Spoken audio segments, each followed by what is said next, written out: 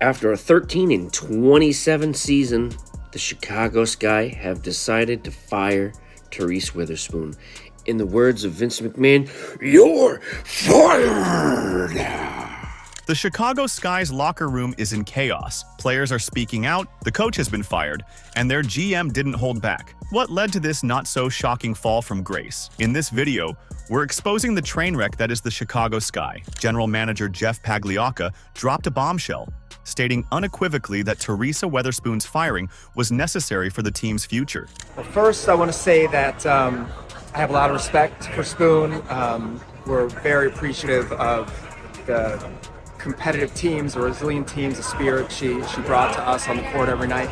And look, as an organization, we just felt it was time to make a change. There's just private issues that I think we will keep just in the Skylock. The decision sent shockwaves through the WNBA, leaving fans and analysts scrambling for answers. With the Sky gone for the offseason and a rebuilding in progress, the stakes couldn't be higher. But there's more to this story than meets the eye. As we peel back the layers, a troubling pattern emerges, one of favoritism and misplaced priorities. Was Weatherspoon more concerned with pleasing certain players than securing wins? The evidence points to a coach who lost sight of what truly matters in professional basketball: team success and upstanding behavior. Before we break it down, please don't forget to subscribe to the channel. Are you ready? Stay tuned as we reveal the real reason behind Weatherspoon's dismissal and its far-reaching implications for the Chicago Sky and the entire WNBA. We're looking for a coach that is going to have a lot of structure, a lot of discipline, hold players accountable. We want to keep a very exciting product on the floor. As the dust settles on Weatherspoon's firing, a question lingers. How did a Hall of Fame player fail so spectacularly as a coach? The truth is shocking, and it starts with a locker room in turmoil and ends with a team's identity in shambles. Marina Mabrey's departure from the Chicago Sky was more than just a trade. It was a red flag. Her words after joining the Connecticut Sun painted a stark contrast between the two organizations. There's a level of discipline and a level of professionality here where,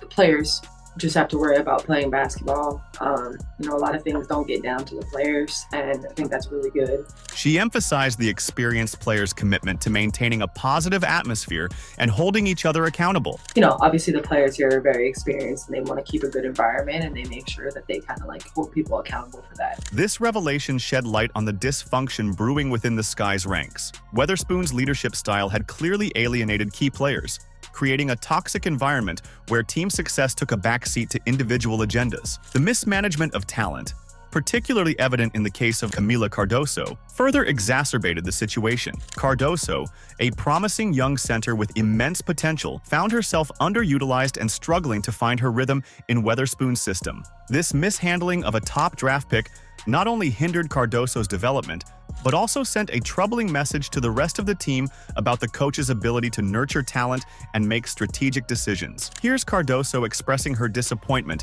about the continuous losses. Honestly, don't have an answer for you, but this was embarrassing, so I really hope we figure out what was wrong and go back to the court tomorrow, practice, or do whatever we gotta do and fix it for our next road game. Perhaps even more alarming was Weatherspoon's silence on the flagrant fouls and dangerous plays committed by her team. The Sky's aggressive tactics, particularly against star players like Caitlin Clark, went unchecked and unaddressed by their coach. This lack of accountability not only put opposing players at risk, but also tarnished the Sky's reputation within the league. Clark, the Indiana Fever's rookie sensation, bore the brunt of this unchecked aggression. An astonishing 17% of all flagrant fouls in the league were committed against her, with a staggering 80% of those coming from Chicago Sky players. Weatherspoon's failure to address this pattern of behavior raised serious questions about her priorities and commitment to fair play. It's going to have a lot of structure, a lot of discipline, hold players accountable.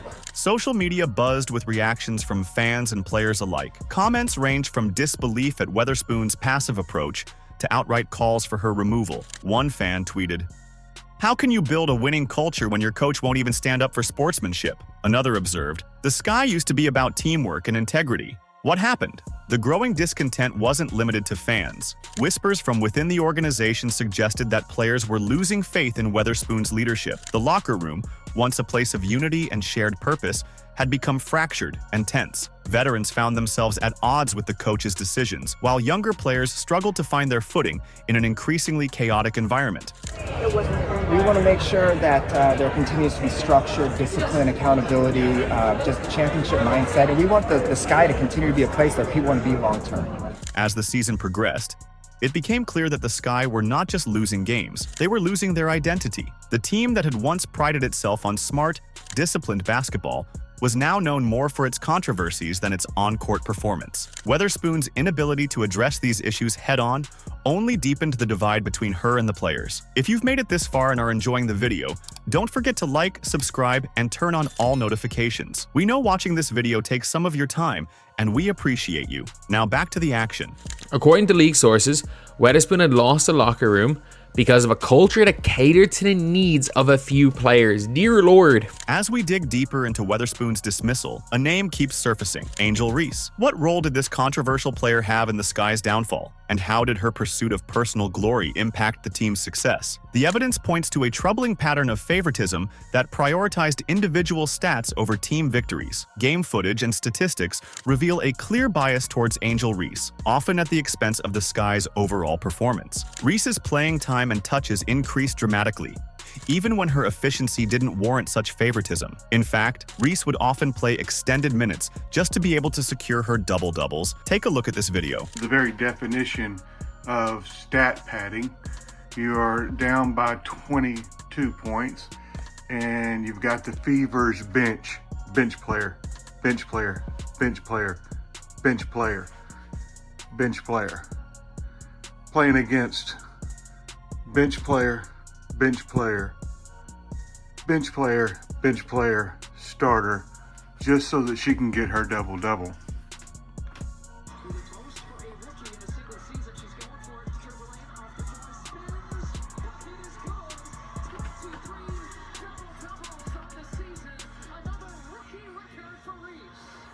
Did you know that Reese holds the notorious record of the worst conversion rate on layups in WNBA history? At shots within 5 feet from the ring, Reese only converts 43.8% of her attempts. That means the other 6 are missed, and most likely secured by her as rebounds. No wonder she has so many rebounds. Reese's controversial statements and actions off the court only added fuel to the fire.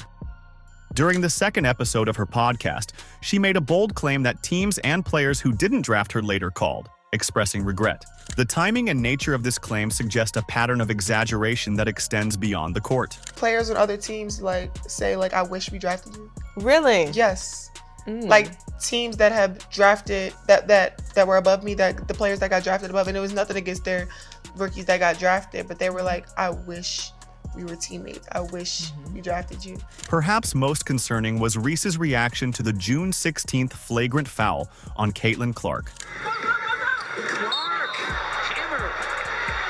In the post-game press conference, Reese insisted she was making a play on the ball and insinuated that Clark received special treatment. I think we went up really strong a lot of times and we didn't get a lot of calls. And going back and looking at the film, I've seen a lot of calls that weren't made. I guess some people got a special whistle. However, video evidence clearly shows excessive contact, contradicting Reese's version of events. In Angel Reese's world, it seems she does nothing wrong, and everyone is out to get her. The situation reached a boiling point when Reese's teammate, Kennedy Carter, shoved Clark in a non-basketball play. Instead of showing concern for player safety or sportsmanship, Reese was seen clapping and jumping for joy. This reaction stands in stark contrast to her earlier claims of having no beef with Clark, exposing a troubling lack of consistency in her words and actions. Weatherspoon's silence on these flagrant fouls and dangerous plays committed by her team spoke volumes. By failing to address these issues, she tacitly endorsed a style of play that prioritized intimidation over skill and sportsmanship. This approach not only put star players like Clark at risk,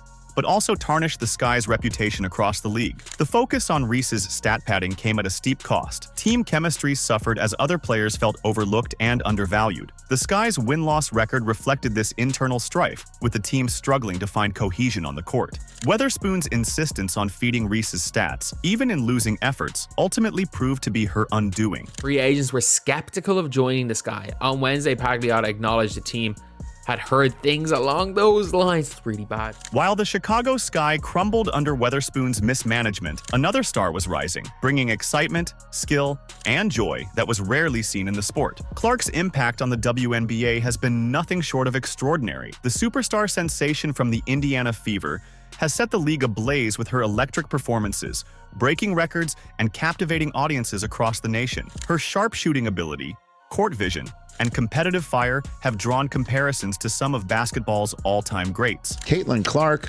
finished up one of the most remarkable years of basketball playing in quite some time. On the court, Clark's numbers speak volumes. She broke an outstanding 62 records during her freshman year. Her ability to score from anywhere on the floor, combined with her pinpoint passing, has made her a nightmare for opposing defenses. Clark's impact extends beyond the stat sheet. She's become a cultural phenomenon, driving ticket sales and TV ratings to new heights. She just absolutely did it all and became a magnet for attention and an icon for sports fans, certainly little girls, certainly mine as well, playing her basketball and watching her play. But as Clark's star continued to rise, a disturbing trend emerged. The young phenom found herself on the receiving end of an inordinate number of hard fouls and dangerous plays, both those official and unofficial. The statistics are staggering. Nearly 1 in 5 flagrant fouls called in the entire WNBA were committed against Clark. Take note, this number is only fouls officially called. If we include those that were blatantly missed by the refs, the number could even double. This pattern of aggressive play raises serious questions about player safety and the tactics employed by certain teams. The Chicago Sky, under Weatherspoon's leadership, stood out as the primary culprit. A shocking 80% of the flagrant fouls against Clark came from Sky players. This wasn't just hard-nosed basketball, it was a pattern of behavior that put one of the league's brightest stars at risk of injury. Weatherspoon's silence on these incidents was deafening. As a coach, she had a responsibility to address her team's on-court conduct, especially when it veered into dangerous territory. Her failure to do so not only enabled this behavior but also sent a troubling message about the Sky's priorities and values. The contrast between Clark's positive influence on the sport and the negative attention drawn by the Sky's tactics couldn't be starker. While Clark was inspiring a new generation of fans and players with her skill and passion, the Sky were making headlines for all the wrong reasons. This dichotomy highlighted the broader issues facing the WNBA, the struggle to balance competitive intensity with player safety and sportsmanship. But she also did it with the spotlight on her at a very young age. Fame is hitting this young lady's life. And very, very rarely did I see a misstep or something that I wouldn't want to show my daughter.